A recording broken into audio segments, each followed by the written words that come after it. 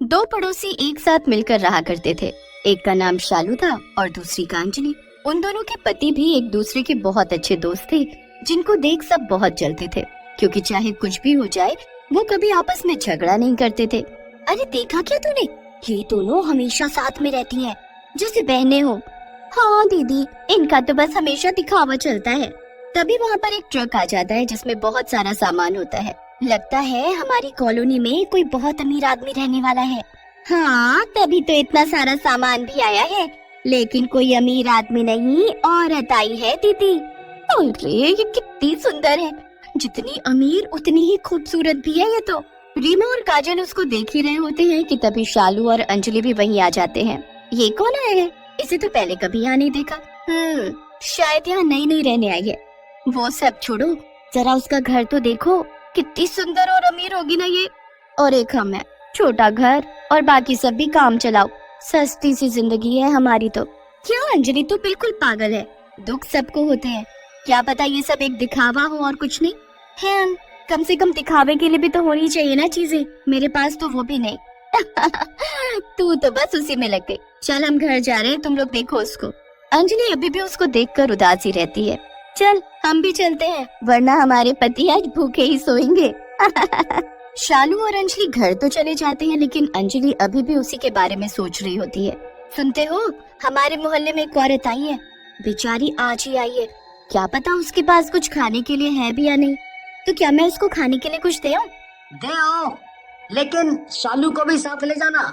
हाँ, उसको भी लेकर जाऊंगी, लेकिन वो शालू को कुछ नहीं बताती है और उस नई औरत के घर चल देती है। पर जैसे ही वो वहाँ पहुँचती है, उसको बहुत तेज तेज बोलने की आवाज आती है। वो गेट के कोने से देखती है तो घर के अंदर एक चुड़ैल एक इंसान को बुरी तरह मारकर खा रही है और बोल रही है, मुझे और भी कुछ चाहिए, इससे मेरा कुछ नहीं हो रहा, मुझे और भूख लगी है। इतना सारा सामान देखकर भी कोई यहाँ नहीं आया, मुझे तो लगा था लोग मेरे पीछे पड़ जाएंगे। अंजलि वहीं बगीचे में छुप जाती है। तभी वहाँ एक लड़का आता है, उसके हाथ में कुछ खाने का सामान होता है। मैडम गेट खोलिए, मैं आपके लिए खाना लाया हूँ। मेरा खाना लाया है या मेरा खाना बनकर खुद आया है? अंजलि उस लड़के को रोकने की कोशिश करती है, लेकिन वो अंदर चला जाता है और तभी उसे चीखने की आवाज आती है, जिसे सुनकर अंजलि बहुत डर जाती है और वहाँ से भाग जाती है और अपना गेट बंद कर लेती है। क्या हुआ तुम्हें, इतनी डरी हुई क्यों हो, कोई भूत देख लिया क्या? आप बस घर से काम पर जाना और वहाँ से सीधा घर आना। लेकिन हुआ क्या है, तुम तो खाना देने गई थी ना? हाँ, मुझे और कोई बात नहीं करनी, चुपचाप सो जाओ। अंजलि का ऐसा बर्ताव देखकर उसके पति को अजीब तो लगता है, लेकिन वो कुछ कहता नहीं और सो जाता है। अगली सुबह शाम अंजलि के घर आती है, लेकिन दरवाजा बंद देखकर वो वापस चली जाती है। ऐसे ही वो 2 से 3 बार आती है और गेट बजाती है, लेकिन गेट नहीं खुलता। पता नहीं क्या हुआ अंजलि को, कल से निकली ही नहीं। मेरी किसी बात का बुरा तो नहीं लग गया? एक बार फोन करके देखती हूँ। शालू अंजलि को फोन करती है, लेकिन अंजलि फोन भी नहीं उठाती है। रात का समय होता है और चुड़ैल एक बार फिर बाहर निकलती है। मुझे बहुत ज्यादा भूख लगी है और आज तो सुबह से कुछ खाया ही नहीं है। क्या करूं, क्या खाऊं जिससे थोड़ा मेरा मन शांत हो। थोड़ी दूर वो जाती है तो उसको एक आदमी नजर आता है जो अपने चाय के ठेले को बंद कर रहा होता है। आज तो ग्राहक आते ही रह गए, इतना लेट हो गया है, अब तो घर चलता हूँ, बीवी इंतजार कर रही होगी। लगता है कि अब तेरी बीवी हमेशा ही इंतजार करेगी, क्योंकि आज तो नहीं बचने वाला, मुझे बहुत भूख लगी है। चाय वाला पीछे घूमता ही है कि तभी चुड़ैल उसको मार डालती है। इसको भी खा लिया, लेकिन फिर भी पेट नहीं भरा। तभी उसको एक और आदमी दिखता है और वो उसको भी खा जाती है और फिर अपने घर चली जाती है।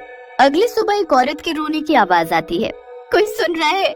यहाँ मैं बहुत परेशान हूँ, मेरे पति नहीं मिल रहे हैं, किसी ने उन्हें देखा हो तो मुझे बताओ, वो कल रात से गायब है, पता नहीं कहाँ होंगे, कैसे होंगे।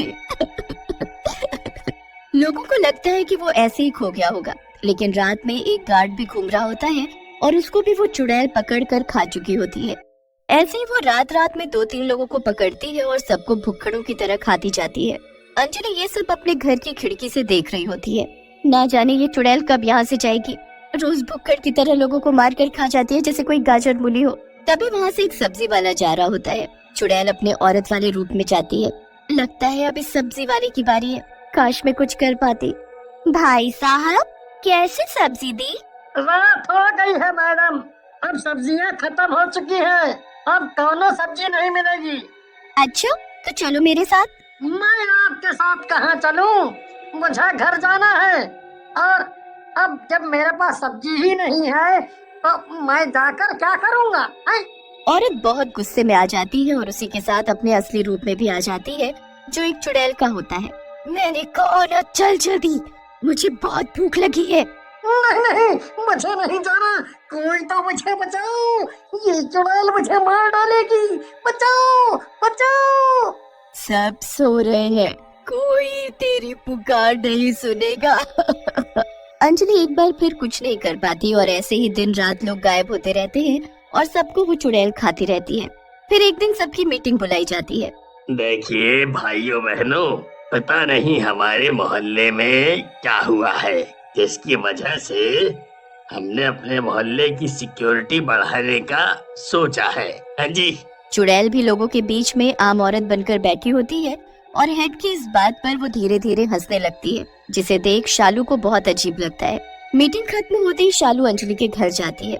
नमस्ते भाई साहब, अंजलि है क्या? हाँ भाभी, अंजलि है। क्यों, क्या हुआ? आप ऐसे क्यों पूछ रही हैं? हाँ, वो बहुत दिनों से मेरे से मिली नहीं, पता नहीं कहाँ है, मुझे लगा कहीं बाहर न गई हो। हाँ, वो थोड़ी अजीब सी हो गई है, जब से वो और आप उस नई औरत को खाना देकर आए हो, तब से ही। लेकिन मैं तो कहीं नहीं गई उसके साथ। इतना बोलते हुए शालू अंजलि के घर में घुस जाती है, जहाँ अंजलि ये सब सुनकर बहुत रो रही होती है। क्या हुआ, तू ठीक है ना? रो क्यों रही है इतना? तेरी तबीयत ठीक है ना? मुझे आप दोनों माफ कर दो, मैं बहुत डर गई थी, इसीलिए मैं किसी से कुछ नहीं बोल पाई।